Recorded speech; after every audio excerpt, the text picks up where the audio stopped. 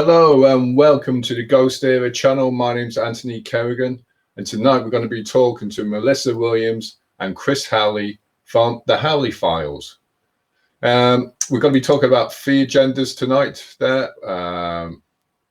Angels, Woodchester Mansion and demons. We're also going to be doing a live poll tonight. Well, no, we've done a poll, then we're going to be delivering the results of the poll. We've also got a quiz as well, so you can participate and have a chance to put your name in the draw if you guess the right answer to the question put forward. And that draw will be held around Halloween time. We also have a special announcement tonight as well, coming from the Howley Files, Melissa and Chris. If you have any questions, feel free to put them forward on this post.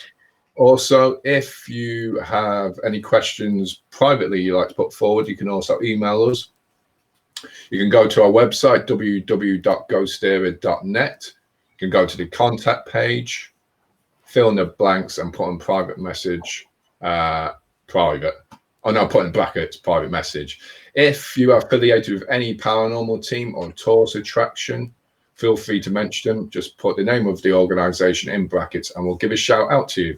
Also, if you have any experiences towards angels or demons or even Woodchester Mansion, feel free to post and comment on the show. So here we are. We have Melissa Williams and Chris Howley. Can you hear me both? We can hear you. Can. Hi, Anthony. Hi. So there, I know I've been switching in. I need a co-host at the moment. That all scattered or working at the moment. So tonight we're going to be talking about angels first. There, the first of the agenda is angels. And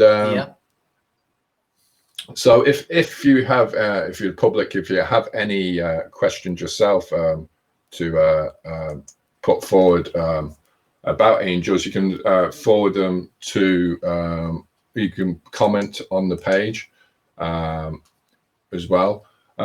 First of all, Melissa, have you had any experiences yourself of angels?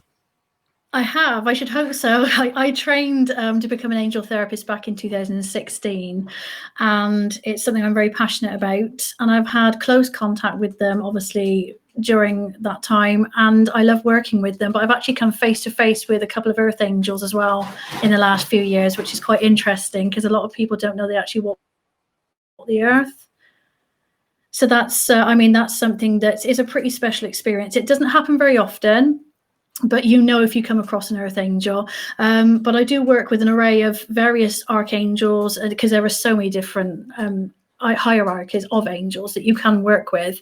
And in my own personal experience, you can use them to heal all manner of things in people's lives. And that's why I love working with them. You know, they're so beneficial to people in every aspect. And as you mentioned, there's a full range. I mean, the hierarchy as well. Is there different ranks of angels? There certainly are.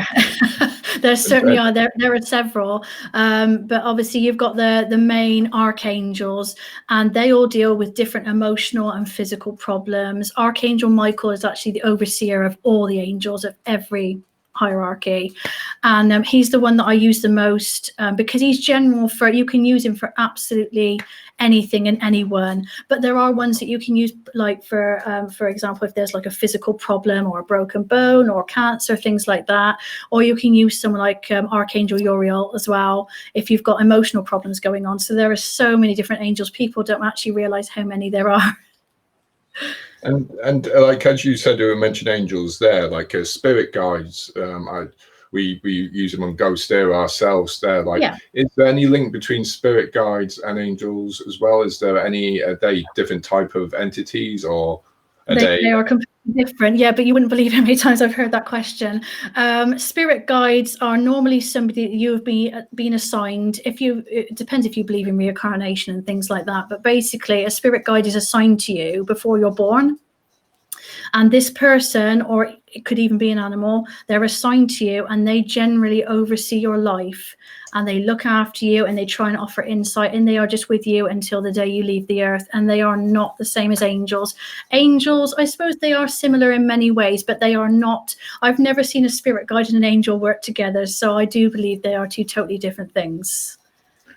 And Chris, do you have that same belief there with angels as well? Or? Here he goes. No, do you know what? But I started my paranormal path back in 2003, and I didn't believe in anything. Didn't believe in ghosts. I've never been religious. We've all got different opinions on all manner of things, but me personally, I didn't believe in ghosts or anything. And I started investigating the paranormal. Which I will get to angels. This is the preamble into the angel bit. Although I don't believe, I value other people's opinions. So rather, I'm not a cynic. I'm a cynical skeptic. I'm just a skeptic. So rather than say, "Oh no, it doesn't exist," I want to look into it. So I actually went down a clairvoyant path and started to train and develop as a clairvoyant, just to see what it was all about. I had some very interesting experiences during that time. So the spirit guide thing, I sort of understand where Melissa's coming from with that. I did have some weird experiences. The angelic side of it, I believe, now I've progressed and I've experienced lots of weird and wonderful paranormal phenomena. I believe like angels are like a higher energy. Sort of higher frequency energy. So when somebody talks about angels, I think, nice spirit, higher energy. That's my own personal opinion. And that was quite long-winded, wasn't it? I know, that was cool. I'm surprised you mentioned ghost chasers or material tracking. Get to that later. I was going to say, as we say, like you said, there's like Earth. Is it Earth angels? You said, Melissa. Yes. Would this be related to the element, or is there other elements of angels around? There are angels that are actually, I don't know whether they're permitted to walk the earth or whether they just choose to walk the earth. But I've had two separate encounters with the earth angels, and the first one was back in 2017, and the other one was, I think it was the year after as well, because sometimes when you're going through a difficult time in your life, it can be something as simple as you're just going through, maybe you're an anxious person. For example, I was having a panic attack back in 2016, and I was trying desperately to get home as fast as I could, as I'm sure some people can relate. It's not fun. And a man appeared from absolutely nowhere, walked into my path, and he instantly said to me, "Sweetheart, are you okay?" Now, this man, I can't explain it. I wish I could, but after he'd calmed me down, because he could clearly see that I was in a bit of a pickle, he disappeared. I turned around to thank him, and he was completely gone. So that was my first experience with an earth angel. There are a few that do walk the earth. How many? I'm not entirely sure. You can also have things like if you have a car accident, God forbid. Sometimes there'll be somebody who turns up and they help you get out of the car, and then you go to thank them, they've disappeared. So they do walk amongst us. It would be interesting to see if anyone listening has actually had a similar encounter, because they seem to disappear as quickly as they appear. It's quite interesting. Yeah, it's interesting how people they have these in types of strong emotional periods of their life. These angels come in either to warn them or to whisper in their ear or to be seen, just to take them a different pathway as well, or maybe even to give forth a message as well, as Angel Gabriel did. And to some people would believe as well. Yes. I'm not saying that. I'm not saying. But what with angels there? As you just mentioned there, they came in a time of crisis. There, is there other ways they can make themselves be known there? Say if you were not a religious person, would they come in as well? Feathers are the number one sign that I get from so many people. Again, I've had so many encounters with feathers that have turned up in the weirdest places. Only a couple of weeks ago in our bathroom, a black feather. Doors, windows shut. We've been out for most of the day. We come back and there's a black feather in the bath. Now, a black feather might sound scary, but actually it's the total opposite. Normally, if they just want to be acknowledged sometimes, just so that we receive that message that they are actually around us for whatever reason, because they normally know the reason they're around before we do, because they're ahead of us and they're constantly working on something. But also in my car, sometimes I've got back into the car and there's been a feather just on the seat next to me. They can just appear randomly, but also the smells of jasmine. If you get a strong smell of jasmine or incense and you're not burning any, that is another strong indicator, I believe, that an angel is around.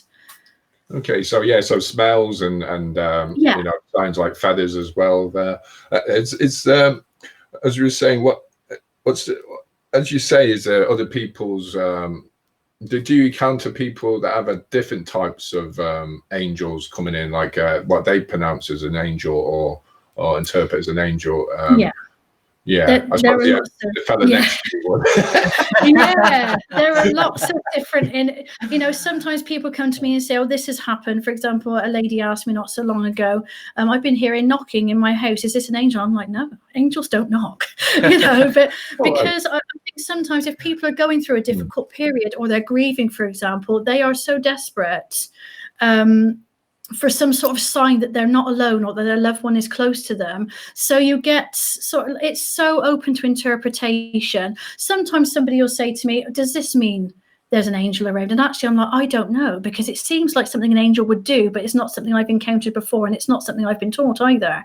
So I think it very much depends on the person's state of mind, how they are emotionally, and what they're going through at that time in their life, whether you can sort of determine whether that is an angelic interaction.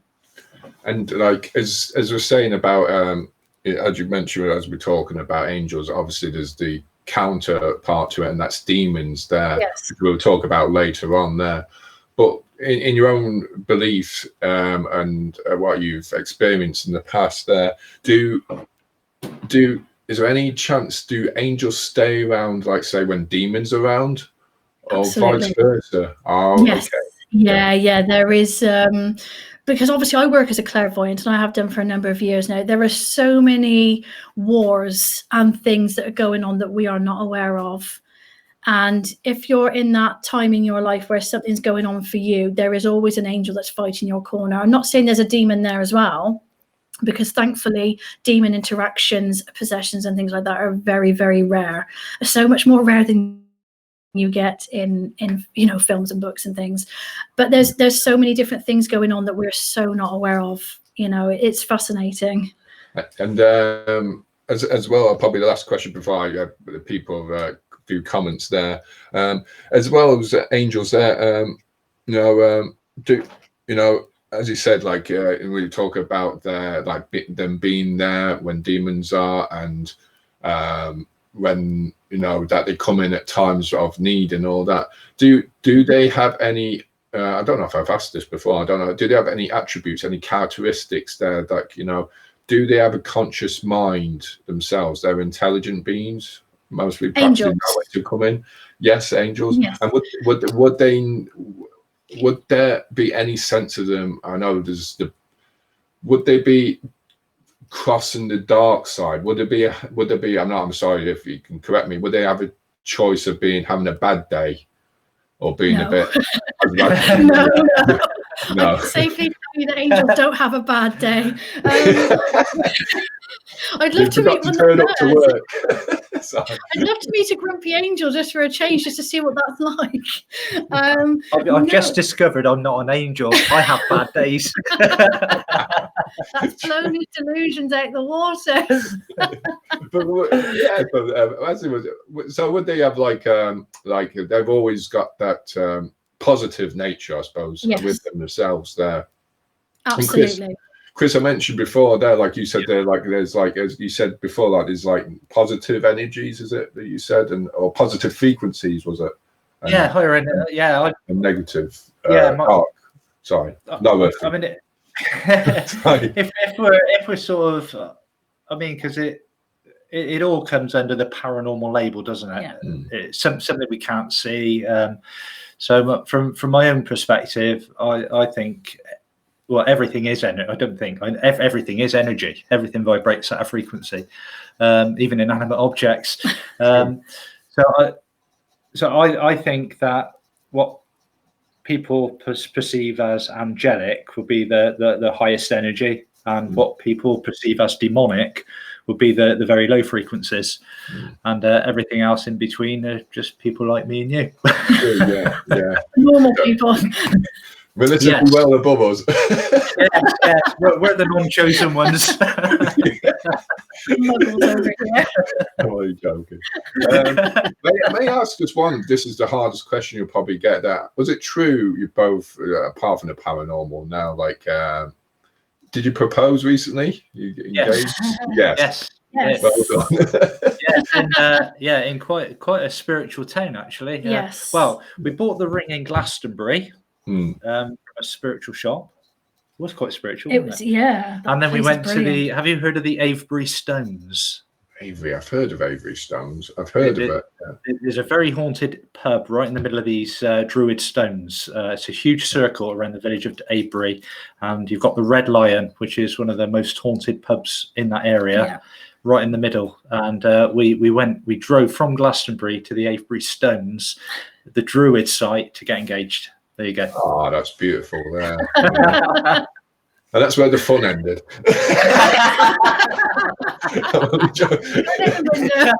I'm not answering. I am sat far too close. So we got a few shout outs anyway. So we got Claire Newson who says hi. Hi Claire, Hi, how Claire. are you doing? We also get Hugh James from County Antrim Paranormal Research Association. Hugh is great. He's great friend of the show there. He says, hello, Anthony. Hi, guys. Would sightings of angels be reported around the world as much as reports of ghosts and spirits? Do you know what?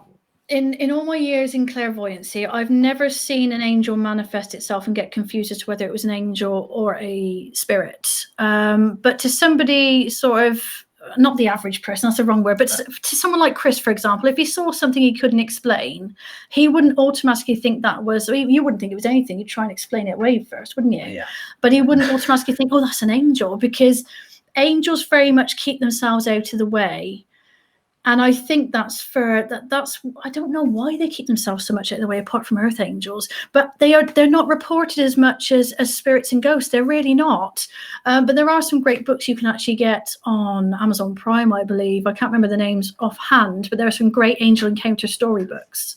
And as like going back onto that, as in sightings there, like angels, and we've all got to see them with the halo and the white cloth and the wings. Is that what you believe they are, or no? Okay, they are mainly dressed in white. I'm not going to lie, they don't have halos. I have never ever seen. Well, I've seen one with light, but I don't describe it as a halo. They are insanely bright. And they come in various colors, and generally they're actually, when I see them and they appear in front of my physical eyes, they're actually quite short in stature. It's their wings that are impressive, and again, they've got various color wings, but they are the most beautiful things, apart from my children that I've had the good fortune to encounter.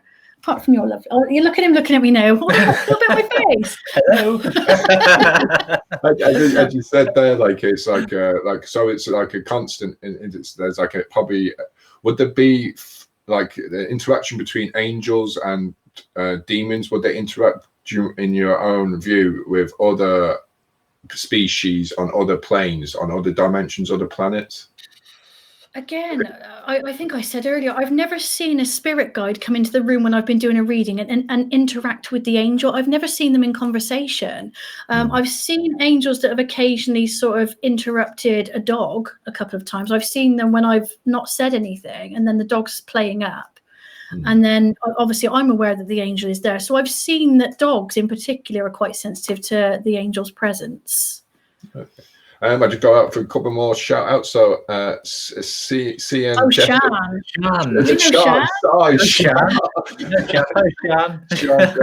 Hi, Melissa and Chris. Hi, Sean.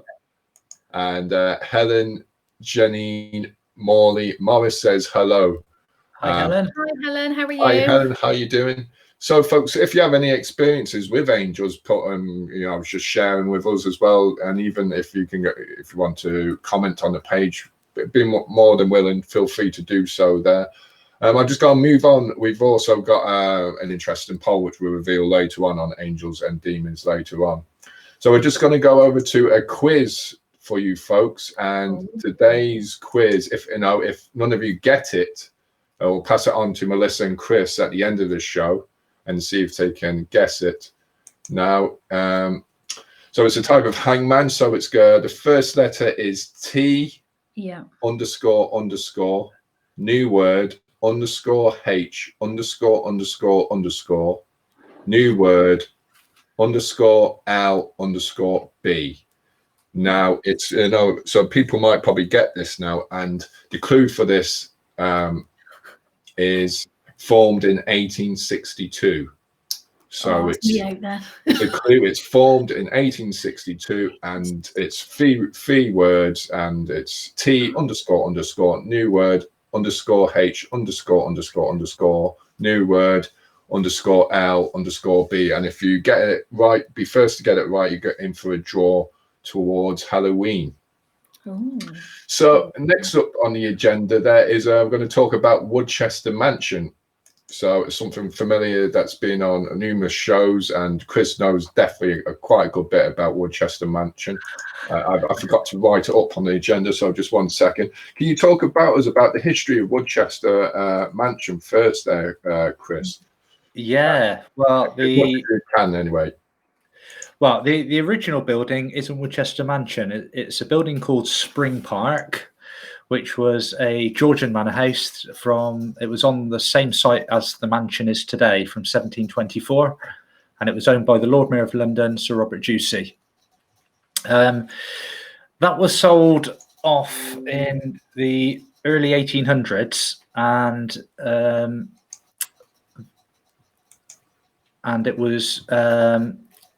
it was sold to William Lee. I forgot his name. Do you know what? Since COVID, I haven't done an event at the mansion now since the end of February, and I can rattle off the tour, but because I've had so many months off, it's just going. So William Lee bought Spring Park. You forget about it. But there's been many shows on Woodchester Mansion. I mean, filmed in Woodchester Mansion as well. Would you mention a couple just so people might know? They might have seen it in the background, or there was the Michaela Strachan show we were talking about. That was Ghost Stories. It was used more recently. We filmed Celebrity Ghost Hunt Live. Okay. That was on Channel 5, I believe. That was only 2 years ago. So you had two teams of celebrities led by celebrity ghost hunters Jason Halls and Jack Osborne. They both took their two teams of celebrities around, and they got eliminated over 5 nights to find out who the best celebrity ghost hunter was. So that was quite an interesting week. I missed it. I was probably watching Champions League football or something. It turned out that I usually miss those shows. I'm only joking. Not that who's the winner at the end. Steve McDonald. I'm only joking. From Corrie won that, believe it or not. Oh, is it Steve? Is that Steve? Steve, yeah. Yeah, I was. I'm only joking. I'm watching it. Wind him up. Yeah. So that's a couple of shows, but it's also been used as in many TV programs. I mean, the Crown's been filmed there. It was used as Prince Philip's Scottish school when he was a young boy, and the BBC also filmed their own feature-length version of Dracula, and that was interesting because they completely dressed the mansion. This was filmed in 2006. And the mansion was completely dressed, and it was just like the Transylvania. It was quite weird going in there. They even took off all the internal doors and put Vincent Price style furniture in the building, and it absolutely incredible. And it kicked off, and I don't know why, but the activity while they were filming that was incredible down there. it looks amazing, because I remember I seen it as it was an episode of Most Haunted. It was so many years ago. I know it featured on. That's there. right. Yeah. And it was amazing. Yeah. I contacted Melissa and yourselves there, like, about appearing on the show, and then you mentioned Chris about Woodchester Mansion. I said, I've only just watched that a few hours ago. It was so weird. It was weird. Like, Yeah. Divine timing, that is, Anthony. I know it's mad how it was, how it just coincidence. Maybe the angel was telling me. Oh, I heard that. Yeah, I mean, yeah, that was a live. I think that was one of the most haunted lives, one of the early lives they did down there. Yeah, and is there? You've both obviously been there.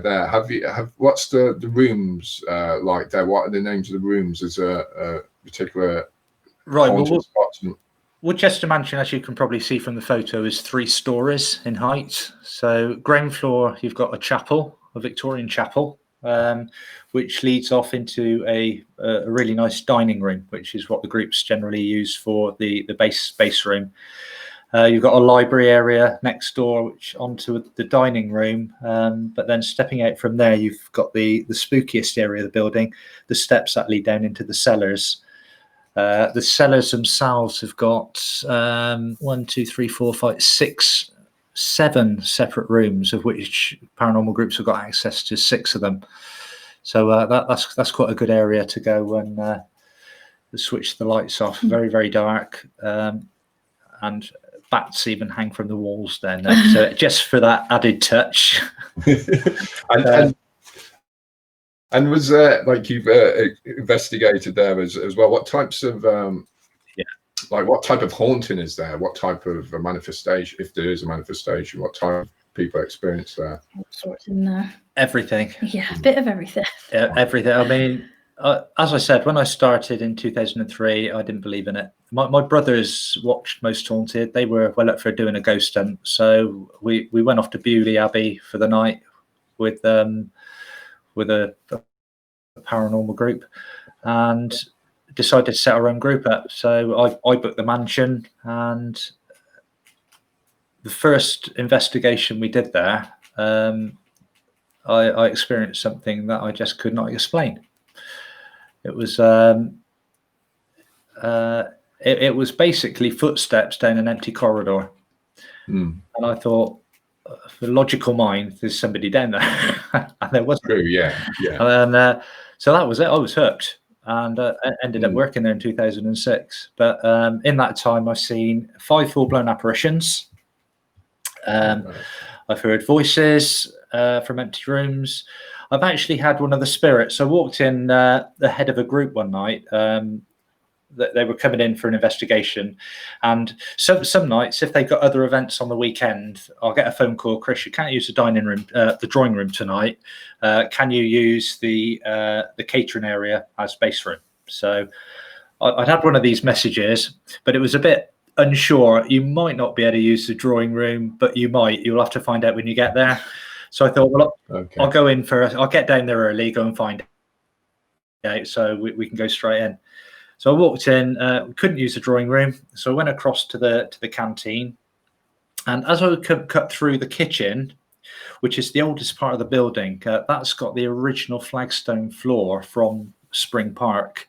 So that stonework's been down since 1724. And so if you believe in ghost energy, which is like residual stored in the building, that's where you're going to get a lot of audio phenomena. But I just called out as I was walking, quite cheekily, if you're down here, you're going to play ball tonight and give them a good night. And I took one step forward, and there was this huge stamp of a foot behind me. Oh, Jesus! I don't normally jump, but yeah, I legged it. It just shook me up that much. I just wasn't expecting anything, and so yeah, various. I've witnessed chairs moving in the dining room when I've been sat watching a horror. I normally sit and watch horror films now while the groups go out and investigate, but I've seen a chair move on its own. Jesus. And a padlock moving in the lock. 5 of us witnessed this. But it wasn't swaying in the breeze. It was going up and down like there was an invisible hand underneath it. Oh, yeah. Rattling it. Yeah. I mean, it was a heavy lock, and again, can't explain that. So, yeah, all sorts. You name it. It's generally been witnessed down there. And from 0 to 10, like 10 being the most like haunted place, so people would like to visit it or worth a trip. Worth a trip. Say worth a trip. How much? Do you know what? I would put it in the top 10 building. It is definitely in the top 10 buildings in England. But it's the same with any haunted location. I always say this to people: you can't guarantee activity. I mean, I've spent over 500 nights in the building, and some nights it'll be as comfortable as sitting in your armchair at home. But other nights you walk in and it's strange. Even as a skeptic, I'll feel uncomfortable. You get that sort of uncomfortable feeling. You think, oh, something doesn't feel quite right. True. And they're normally the nights when activity kicks off. But one of the theories with haunted buildings that I think of my studies over the years is I've spoken about energy, and water carries energy, a lot of energy. And you do tend to find a lot of the more active buildings are close to a water source. You look at the ancient Ram Inn. I mean, there's water that runs under that building. Even though they say diverted the pond to build it, there's still water under there. The mansion is in a valley with a series of 5 lakes that runs through it, and it has got its own water source that runs under the building. That was purposely built by the Victorian designer.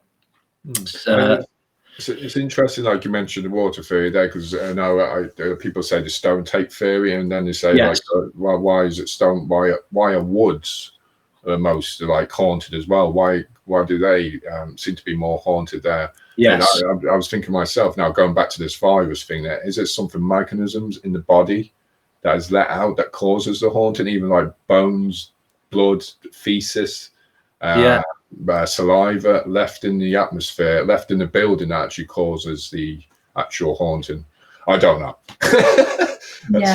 Don't know. I mean, Richard Field, I spent I've had many an interesting conversation with Richard Felix. I mean, his theories are absolutely fantastic, and his again is based on energy. But he will describe like ghost energy, then the residual energy.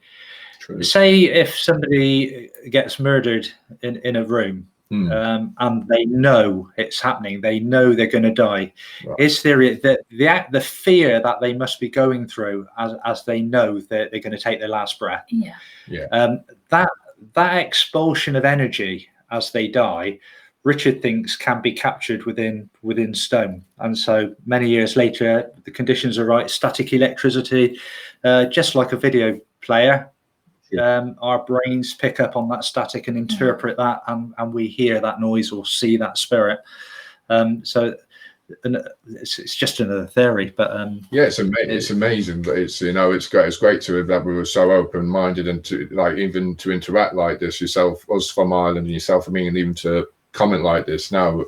Compared to years ago, centuries ago, and in the future, we'll probably we don't find out too much though as well, because that'll take away the investigated, as they would say. Well, it's the mystery of it. It is. I mean, but for yourself, I mean, you talk to spirits daily. It's less mysterious for me. It's less mysterious for you, isn't it?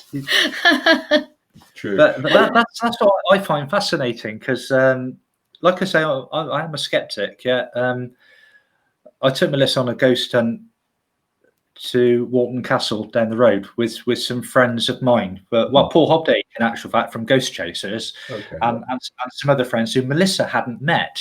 She didn't even know they were going to be there, and you went straight in with you said you've got, so this was one of my friends, you've got somebody with you. The information she gave, I'm not gonna say what it was because it was quite personal, the information, I've known her for years. I didn't even know it, and it was 100% correct. And see, that blows my mind as a skeptic. I mean, how could somebody do that? Make me blush. It's the information, I suppose it's come so second nature to you now, Melissa, that it just comes probably straight into you there. And isn't when people might question it there, you just supposed to let it be told what you feel in it as well, and it's good to express that way there as well. Yeah, absolutely. Yeah. If I get a link with somebody, I always say to Chris, I want to be about 90% sure before I go and make that interaction. Because obviously if I get it wrong, I could upset somebody as well. So I always make sure from spirit or from one of the angels that I know exactly what I'm saying before I say it. And thankfully they're pretty good to me, and the information that I do receive from wherever it comes from tends to be accurate. So I'm very lucky in that sense. Okay, so I'll just, before we go on to the next question, I think we'll just say a few highs out again. I think we've got a winner to the quiz already. Yeah. Oh, damn it, I thought this would last a bit longer. The Ghost Club. Well done, Helen. Correct, Helen. Well done, Helen. You're in the draw for the next, for up towards Halloween. Your name's in the draw. That was correct. It was the Ghost Club, formed in 1862. Cycle Research Organisation was the next clue, and the last clue would have been Arthur Conan Doyle and W.B. Yeats were members. So well done, Helen. Also getting it right with Steve Jones, but just behind.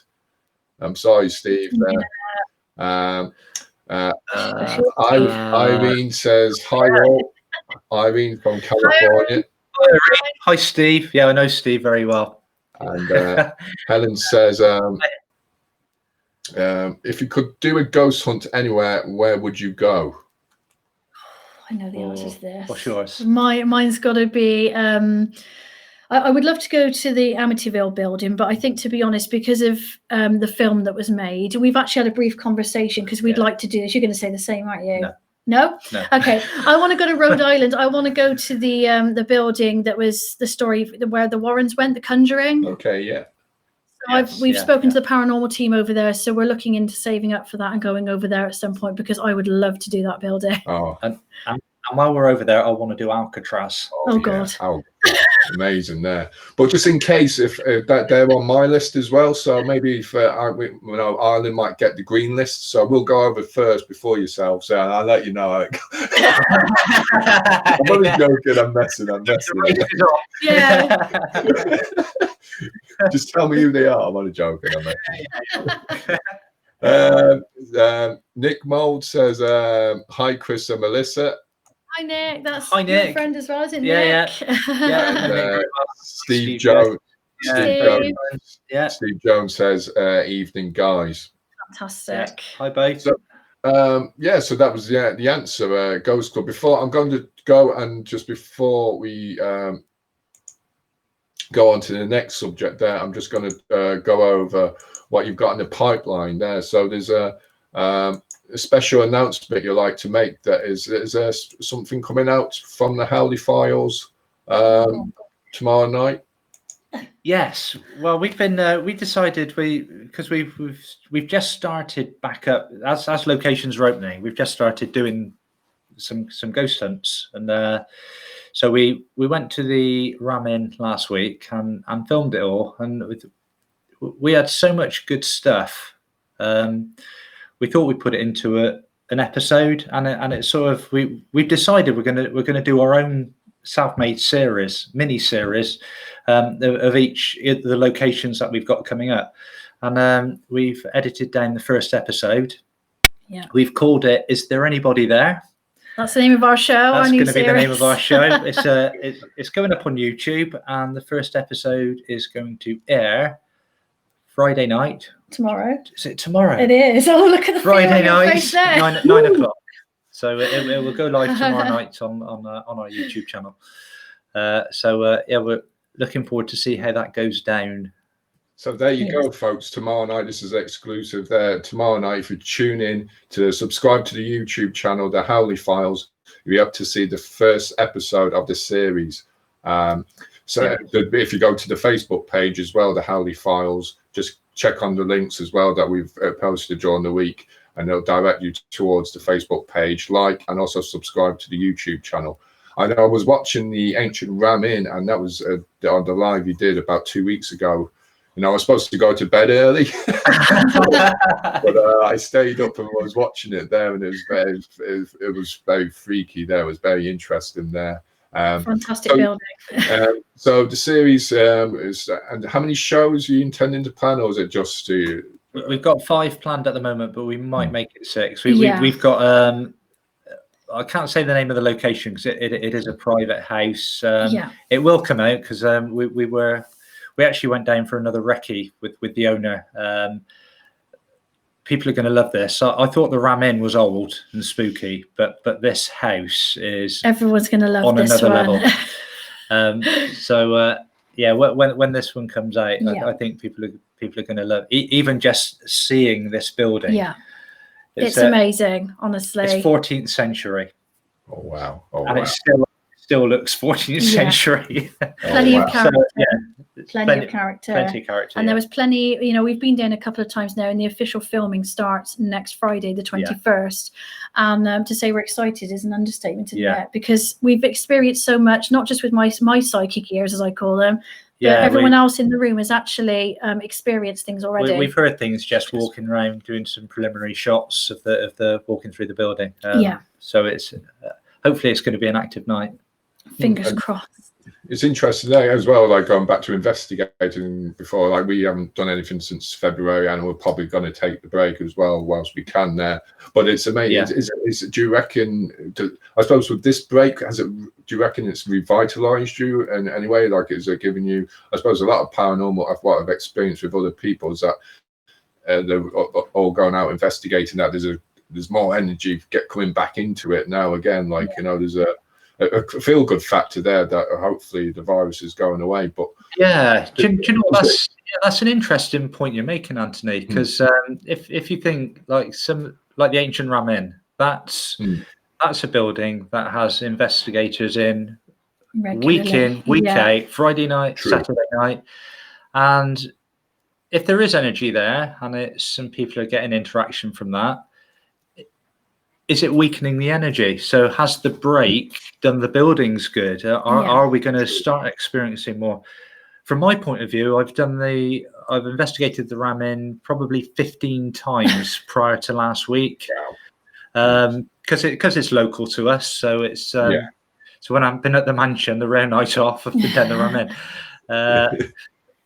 and I would say 2 of those nights were active. Yeah, because it seemed to be, well, I've experienced something, but last week it was when we reviewed the footage, I thought, crikey, that was quite active for the Ram. So I was pleasantly surprised. So hopefully people are watching it. Yeah, it was nice to. It was enthralling to watch there as well. So what I'm going to do now, just going to, if you're watching now, we're going to do the poll now. We've revealed the results of the poll, but I'm going to show you just a little intro into what's coming up in the new series. This is from the Howley Files, Melissa Williams and Chris Howley, and this is just the intro to the new series they have. Subscribe to the channel and also go to the Facebook page as well. So here's the footage.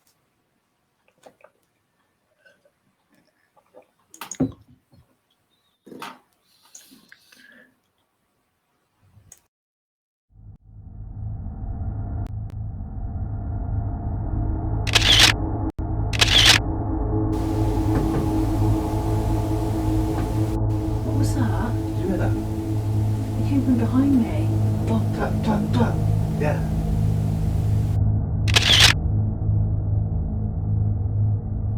But there's absolutely a James. There's a James, but is that your name, sweet?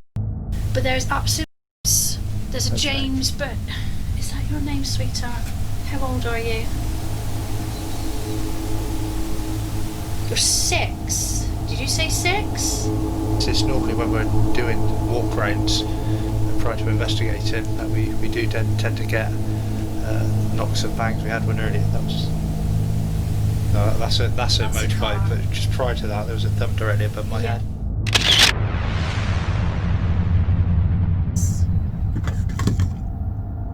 What was that? Did you hear that? What was that?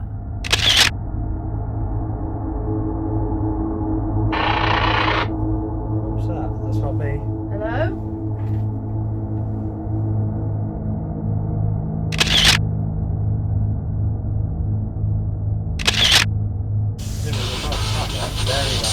On the door? Behind you. Please make yourself... Ah, something touched me! Sure. Something touched me on the shoulder. Thank you for that. Do you want to play?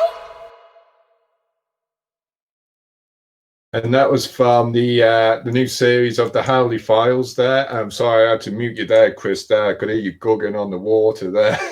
Oh, I'm sorry about that. This microphone's quite sensitive. But I heard an EVP there. But, I'm glad you called it water anyway. the new series coming up from the Howley Files. What's the series called again? Is there anybody there? Yes. Is there anybody there? Yeah. And that was from the Ancient Ram. Yes. It is, yeah. Pilot episode. And so we're just going to go through. I think there's a few more highs. Just a few more questions there. Mary Kate Barry says, first episode, best of luck with it. Oh, thanks, thank Mary. you, Mary. Thank you. Appreciate that. Irene says, Irene's from California. Hi, Irene, great member of the fan of the page. She says, when going to Alcatraz, 45 minutes away is Winchester House. Stop by to say hi. Is that the house with? That's a great location, Yeah. Winchester House. Yeah. Is that after the gun, is it? The founder of the rifle, is it? Is that the Winchester? Isn't it? Yeah, the Winchester. Yeah, it's I have seen. I can't remember if it was Ghost Hunters or Most Haunted, or even both. But there was one episode, and that must have been Ghost Hunters. It looked a fantastic building. I have to look that one up again. I haven't seen that for a long time. Yeah, But yeah, Winchester House rings a bell. I think it is that one. Yeah, after the gun. Yeah. I'm not too sure. If you can clarify that, Irene, if you can do that.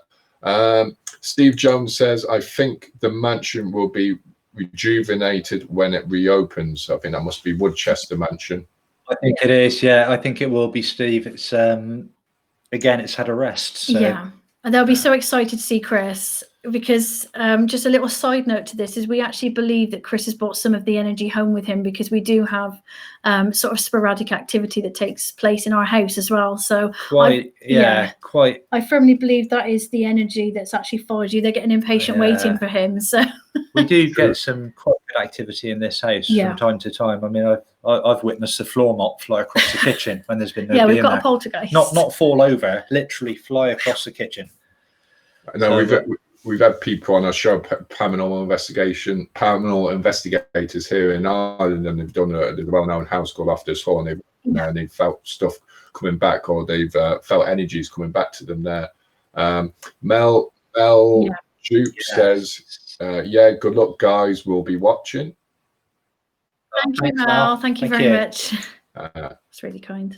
Mary Kate Barry says, Ghost Adventures with Zach Baggins was the show he's up. I don't know if that's he. Yes, awesome house. Yeah, that's probably it. And Irene said, yes, that is Winchester Mansion. Okay. Yeah. So just before, I know we're going to go over a bit late, which is fine there, because it's great talking to you guys there. Like, this is the poll now. So we did the poll during the week, and we asked you to vote, and we asked, do you believe? Have you? Wait there, 1 second. Have you had an encounter of angels, demons, or both? And the winner is both angels and demons at 53.3%. Angels only at 26.7%. And none, I'm grand at 20.0. Brilliant. There was 4 choices. There was have you encountered angels, demons, or both? There was angels, demons, both angels and demons, and none, I'm grand. So actually, nobody actually voted for just demons. What's your view on the vote there, Melissa? I think that comes down to we've discussed this before, haven't we? Yeah. A lot of people's interpretation of angels and demons actually comes from horror films and various other films that are out there, and I think, I mean, Chris, to be honest, he's not wrong when he says that they are lower and higher vibrational energies, because everything is a vibrational energy. But yeah, it's interesting that the majority are saying that they've encountered both. So it would be interesting to be able to speak to some of these people. So if anyone's watching and they believe that they've encountered both, please do let us know, because I'd love to hear some experiences as well. It's really interesting to us. You know, it's fascinating that it very much just, it depends on how you categorize, you know. Yeah, I'm quite surprised it's both. Yeah. Actually. I rather than just one or the other. I thought none would be a lot more than that. Yeah. Naught for demons only. That's interesting as well, isn't it? That is very interesting. I suppose because people, you know, as I was just saying, talking to you both there yesterday, they're like, I suppose demons, people won't be probably voting if they've just encountered demons as well. No, that is true. You know, that is true. I suppose, but it's interesting that people have both, you know, angels and demons as a popular vote, 53.3%. And people have a lot of angels, I suppose, just in their life, which is interesting at just 26.7. So we'll just go on to the next subject, which is actually we're talking about demons there. So first of all, there, Melissa, what characteristics? I know I've said this before, but what are demons attracted to? What would they be attracted to, demons? Okay, so from my personal experience and various studies that I'm still embarking upon, demons are attracted to people who are very weak emotionally. If they're going through a difficult time, they can smell things like that. It's quite scary, actually. So they go for people that are very, very vulnerable. And it's normally their emotional and mental state that makes them easier to kind of break down. So if they're looking for somebody they want to go for, if you want to put it that way, then they're looking for someone who is not in a good place, because it makes them more open to a spiritual attack, as I call it. That's the kind of thing they're looking for. So, and as I was saying before, like with angels as well, with demons, do they know when to come in and when not to come in, like when to stop? Demons are very rude. Demons will come in whenever they jolly well feel like it. I believe that, but for Chris's sake, we'll call them lower vibrational energies just for a second. So, for example, if you're going through a really difficult time and you walk into somewhere like the Ancient Ram Inn, they are going to smell your vulnerability like that, and they don't care where you're from. And the thing is, with places like the Ram, demons also know that you're on your way. They know. In my experience and what I know so far, they know everything about you. They know everything that you've never voiced from your head. They're incredibly clever entities. It's frighteningly so. And you've had an experience yourself there with yourself? Just the one I believe I could confirm as what I believe to be demonic. I had a bit of a close encounter, but we don't know whether the scratches that I received at the Ram, because I didn't receive any when we went last time. Not last week. No. But two separate times I've been to the Ram, I have been marked. I believe the first time was with 3. It was almost like somebody had gone like that down my back, and this was in all of the places to be. I was in the bathroom. Okay, so I got marked, and it was a very strange sensation. I wasn't entirely sure what was happening. I heard a lot of laughter in my psychic ears, and then I was marked. And then I went back a second time, and because I didn't want it to happen again, I actually took some friends into the bathroom with me, and that, you know, because if it was going to happen again, I wanted people to see, because, you know, people might be very skeptical. But anyway, there were 2 other people that were actually in the bathroom with me. And as I came out, I just stood up and sort of went, my back feels weird. It didn't burn. It didn't hurt the second time. I just said, my back feels weird. I lifted it up and my friend went, oh my God. And they took photos again. So I'd been marked twice. Whether that was demonic, I don't know, because I am a Christian girl. You know, that's my religious belief. So I don't know whether because of all the satanic rituals and things that were done back in the day, whether they just take a disliking to the fact that I'm quite strong in my faith. It could be that. But I actually went up to the attic, which is quite an oppressive place as well, isn't it? I was doing a bit of spirit boxing up there. And unfortunately, I thought I'd caught it on the camera, but the spirit box is so loud. Underneath my feet with impressive force it was like somebody was thumping the floor, and they did it 3 times, which they try to claim is a mocking of the Holy Trinity. So it was thump, thump, thump underneath my feet, and then something hissed at me. Okay. Which you can imagine would probably make you pause and go, oh, okay. And you've had your own experience, obviously, you know, that kind of way with demons or demonic forces at play.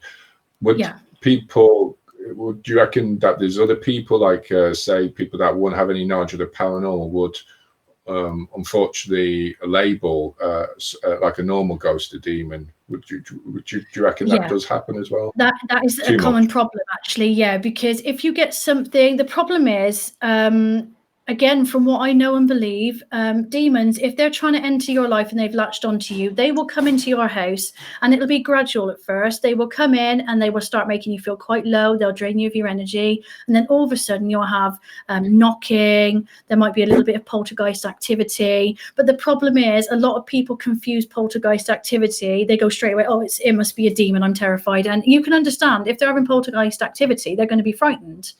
So it's a very common misunderstanding of the two, but because they are quite similar in that nature, you can see why people get confused. So when you're trying to differentiate between demonic activity and poltergeist, there are so many additional features to so-claimed demonic activity than there is with just a spirit haunting your house. True, and that's a great explanation there. Hugh James, just go through the questions there. Hugh James says, "Is it true? Is it true that you smell?" Is that towards me? Thanks, you.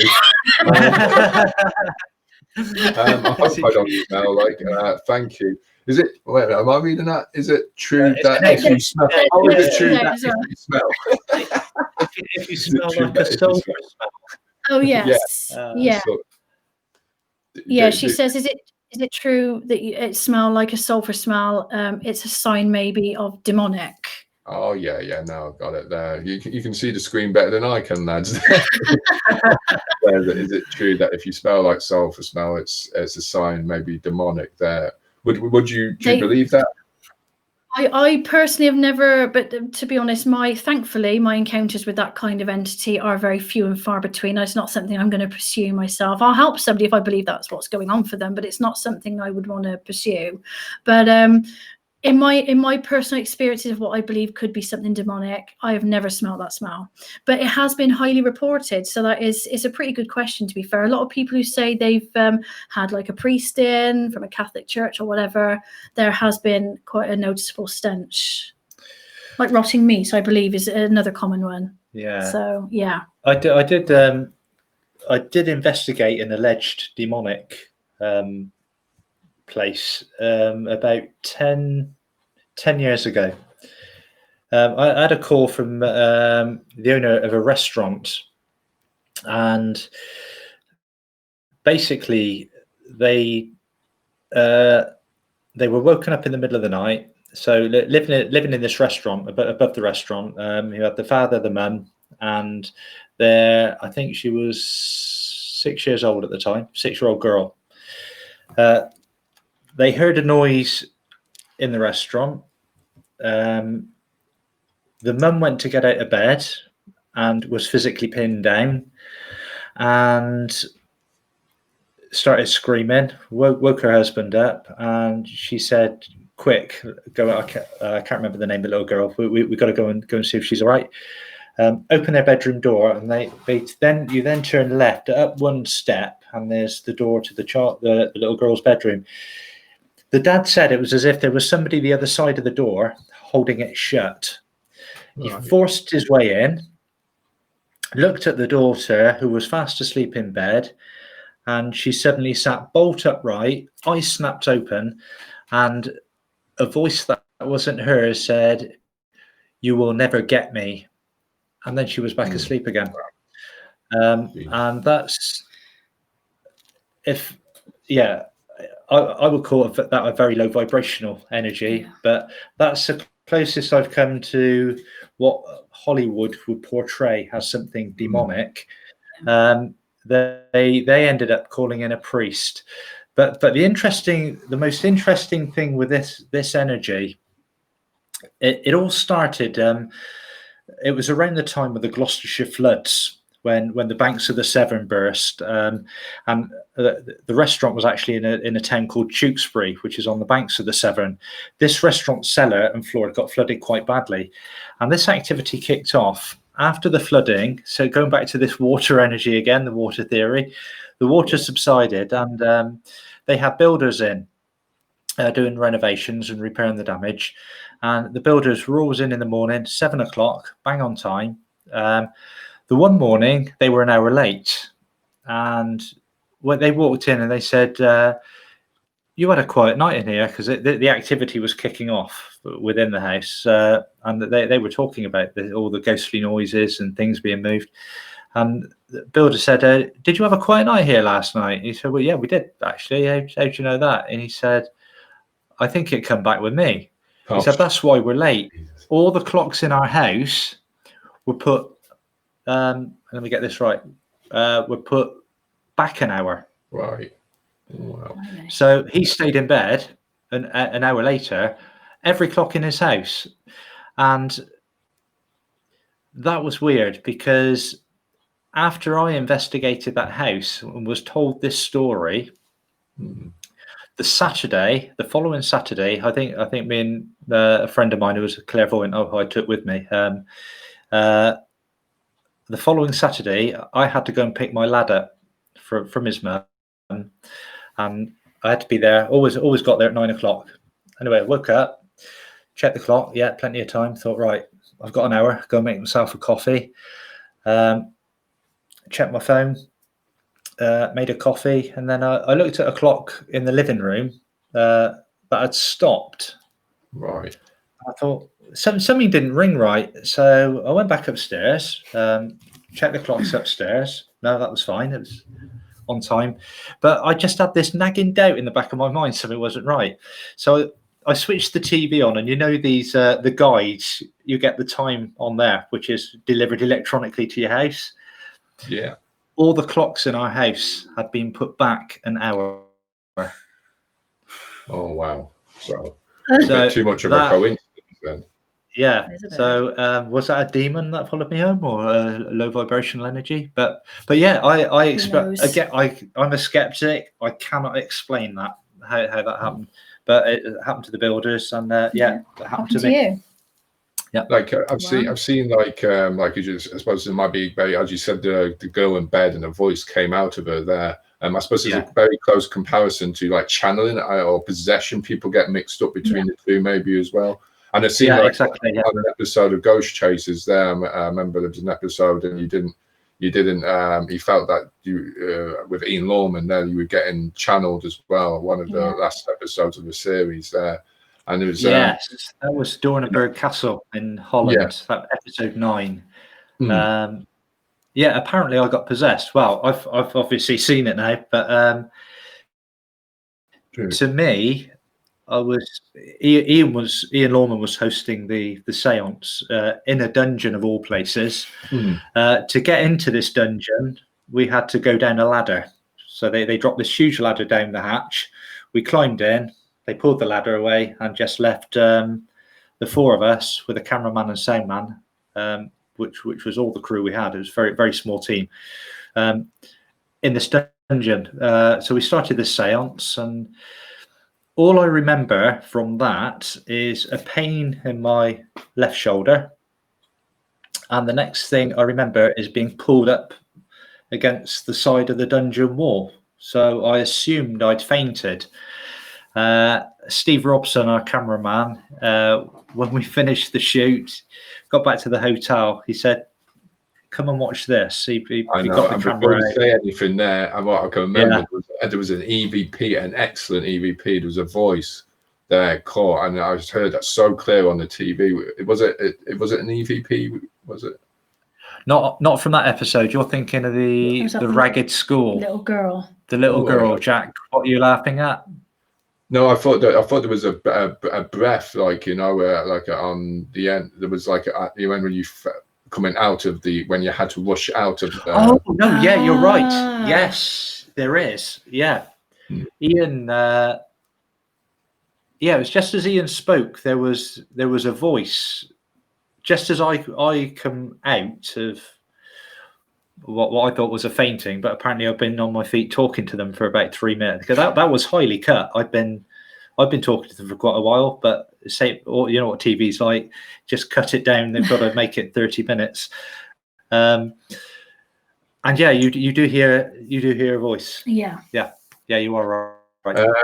I'll just go through a few of the questions there, just a few questions out before, unfortunately, I have to close for the night there. Hugh James says, I've been scratched and had a St. Michael's medals that were hidden around windows, doors, ping off the walls and hit the floor, and thumps on the bed every night, walls banging. Yeah. That's interesting, Hugh. He's also, I smelt rotten eggs, lasted a few minutes, then went. I have had my name called by people I recognized, but no one was in the location. Also heard a child saying "Mummy," witnessed by more than one person, and that was huge. Okay. Interesting. Yeah, always good when there's more than one person witnesses. Yeah. It then becomes slightly more than personal experience, doesn't it? Especially if you can testify the same phenomena. Yeah, absolutely. Scratches him. Yeah, so I suppose it all comes back to how you feel, like as in protection as well, St. Michael's medals and all that, and how you protect yourself as well. And I suppose you need angels as well in your daily life as well, and apart from you doing the paranormal as well, to keep your positive thoughts as well, even during these times. Absolutely. So I'll just go back to the results of the poll, folks. And this was the results of the poll, and we asked there. We asked, have you any encounters with any angels, demons, or both? And the result was both, angels and demons at 53.3%, angels only at 26.7%, and none and grand at 20.0%. And nobody voted for demons only. Okay. So that's the quiz finally. Just to say there with the quiz, before I think we're getting just a few technical details. That might be slowing down the old internet. Helen got the right answer, and that was the ghost called. Thank you, Helen. We will put your name in for the draw. Well done, for Helen. the ghost. Well done, Helen. Before you go, guys, is there anything you'd like to mention? Obviously, you got the new series coming out tomorrow on YouTube. Is there anything else you'd like to mention, like anywhere if people to follow you? I just wanted to respond to Hugh, since he's taken the time to write that. If he really is being bothered by this energy in his house, then the best advice I can give is to be quite firm in your intention and buy some white sage. If you burn the white sage in every corner of the house, you've just got to say very clearly, leave this house, and you'll probably find that most entities will actually leave. You've got to have a window open. And this works brilliantly. I use this in the house tonight for clearing even just negative energy if we've had a bad day. But if you believe there's something building up in your house, you open a window, say in the lounge, you go around every room in the house and you burn that white sage, and you just say very clearly, leave this house, this is my house, and they should leave. I'd go out for a vape then, Anthony, and invite them back in when she's not looking. You would as well, isn't it? And then, listen, that's great. The information you gave there, even for people, that's if it's up to you, there, so the people there that might be having the same situation there. And Chris, even if it just makes them feel better. Is there anything you want to mention in terms of Howley Files for the minute? Is there anything else we've got upcoming? Obviously, we've got loads of locations coming up. A couple of them are top secret. But... Yeah, I mean, the best thing is if you like the video on YouTube, like you said, it's Howley Files. Please subscribe and keep up. Yeah, keep we love chatting to you all as well. It's We fantastic. can, and there's a show around Halloween time as well, as there.